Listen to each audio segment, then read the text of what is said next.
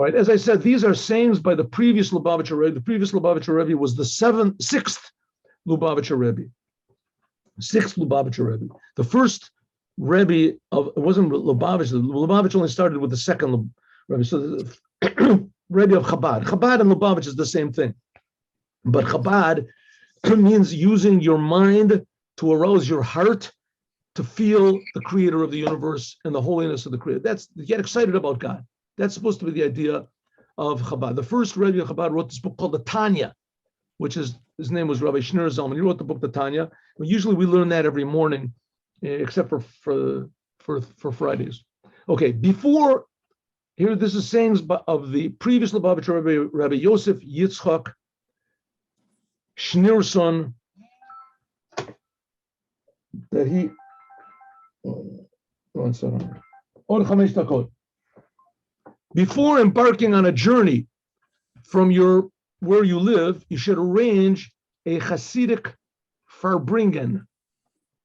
And what is a Hasidic Farbringen? Hasidic Farbringen means a informal, friendly get-together at your house, and receive a parting blessing. Usually there's a little bit of food. Sometimes usually there's a little bit of alcoholic beverage, not to overdo it, but it makes a friendly, informal meeting. And when you talk about God and Torah and Judaism and the world and what has to be done in order to improve all of those. And just as the saying goes, Hasidim never say goodbye, for they never depart from one another. Wherever they are like one family. Okay, that is 1 minute. That's Utter Shani. I'm sorry, 1 second. That's Utter Shani. No, these are laws, customs of Chabad. Right? And when you say the blessing after eating, you wash your hands afterwards a little bit. Before you wash your hands, you say the Psalm Al Narod Bavel. You say Lam Natzech, Binginot, and Zechelik Adam. Okay, you see in page 88 of the Siddur, you'll see. When you don't say Tachanun, this is talking about after you finish eating bread. So there's a long blessing that you say. It says on those days, then you don't say these psalms before the blessing after eating. You say different psalms. Okay, after you wash your fingers, you say, okay. In any case, these are laws which are relevant to washing your hands, which anybody wants to have this explained, I'm more than happy to do it, but not right now. I don't know what that means, more than happy to do it. I'm happy to do it. I'll be more than happy. Again, before you go on a journey, don't just leave your house and go away. You should make a Hasidic Farbringen, get together with some friends, and everyone should bless everybody else, and everyone should give everyone else ideas to strengthen their fortitude and joy in serving the creator of the universe, no matter where we are. Have a good day with Mashiach now. Have a good Shabbat. This Shabbat is Parshat Zachor, and we learned about that. Amalek, we've been learning the whole week. So have a good Shabbos, a happy Shabbos. Amalek should be destroyed, or like we learned in Torah, or transformed to be a helper of the Jews.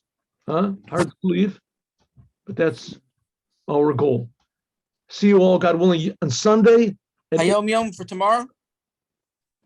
Good point. If you have time. Oh, yeah, sure. We always have time for that. Good point. This is tomorrow because we'll be Shabbos. Tomorrow. This is the Yom for today. For tomorrow. For Shabbat. The following is well known, and it's a tradition regarding the intentions in prayer. Okay, now praying to God is a big part of Judaism. We pray 3 times a day, and there's a special book that we pray from. And most of the prayers that we pray are Psalms of King David, who King David knew what he was doing. I mean, he was praying to God. He was praying to the real God, right? King David had a lot of troubles in his life, and nevertheless, he was always connected to God in a very positive way. I advise everyone to go through the Psalms and either translate them or read them in English, read slowly to see what exactly was this person of King David. One reason is important because Mashiach is going to come from King David. Mashiach ben David, he's going to come from King David. But the rest of the prayers, either they come from there, but are written by what's called the men of the Great Assembly, which that was in the beginning of the Second Temple, which had people like Daniel and Mordechai. We had Ezra, Nehemiah, and like about 250. It lasted for about something like 200 years, the whole Anshe Knesset Gedola. And they wrote the rest of the prayers. Anyways, these people, what they had in common was that they were very, very, spiritual people. In addition to the fact that they were simply devoted to God, like a child. But in addition to that, they were also very aware of all of the spiritual worlds, which are just basically creations of God. But the spiritual worlds are like a ladder to widen our perception and our conception of what God is. Don't think God is spiritual. There are other religions think God is spiritual. God is not spiritual. God creates the spiritual. The spiritual is a ladder, that's called Jacob's ladder, to get closer to God. And there's deep Kabbalistic books which are written about this. The most prominent of which is the books written by Rabbi Isaac Luria, what's called the HaYom. Okay, the following is a well-known tradition regarding the kavanot, the inner mystical intentions when you're praying. When you're praying to God, so you want to go up this ladder, or at least appreciate God, and not make the mistake of thinking that God is spiritual. Right? God is spiritual. God is found in the spiritual, true. God is found in the world. But in the world, you don't see God so much. The spiritual arouses your soul. That's why it says the angels are all flaming up and burning up to God, because they're spiritual and they realize that God is creating them. So we want to get a little bit of this flame and enthusiasm and awareness that the angels have. So for those who are intellectually, just one second, call him.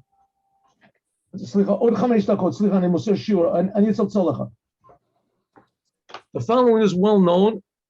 Okay, so it says, for those people who are intellectually incapable of meditating on those deep Kabbalistic ideas, either because they lack knowledge, they weren't taught, or because they just can't remember all the details, it's sufficient that they keep one general intention in mind, that may my prayer be heard by God with all of the intentions that are written in the Kabbalistic books.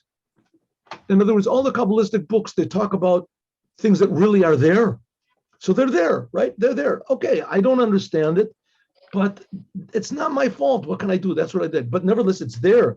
I want to connect to it. It's real.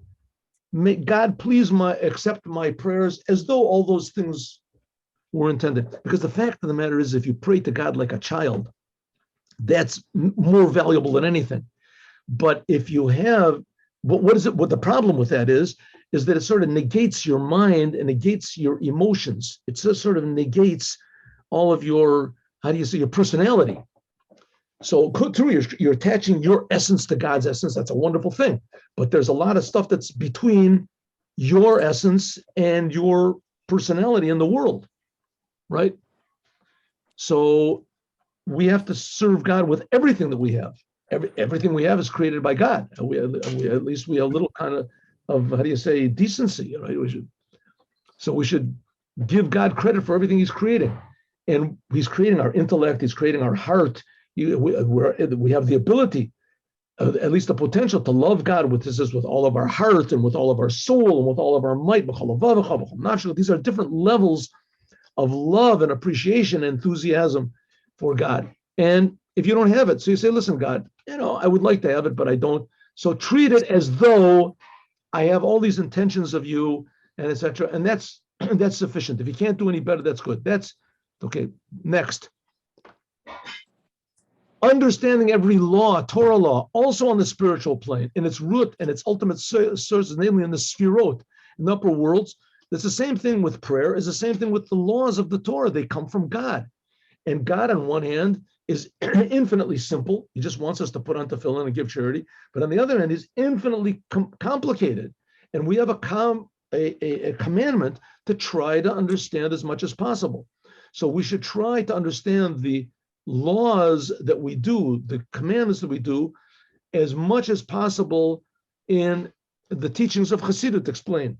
Comprehending a subject of every law in prayer, of every law in devoting ourselves to God through doing the laws of the Torah. It says, even though that the laws that we do, the Torah, the commandments, this is an expression of godly wisdom and intelligence, and it's a law in the Torah, but it's not sufficient to just do it. If you're able to understand and feel the greatness, the love, the power, the care of God in every commandment that you do, so it's necessary to try. That is, nevertheless, one must discover in it an avoda, a concept to guide man's conduct in his life here in the world, that everything that you do, every commandment, wow, look at this, it's frozen there. Every commandment should be a guide to us in every moment of our lives to know how much God cares about us and our deeds, not only when we're doing the commandments, and not only when we're praying, but even in our day-to-day life. Every moment should be directed to connecting to what the Creator, doing everything in the way the Creator wants us to do it. Have a good day with Mashiach now. Have a good Shabbos. Thank you for reminding me to do this.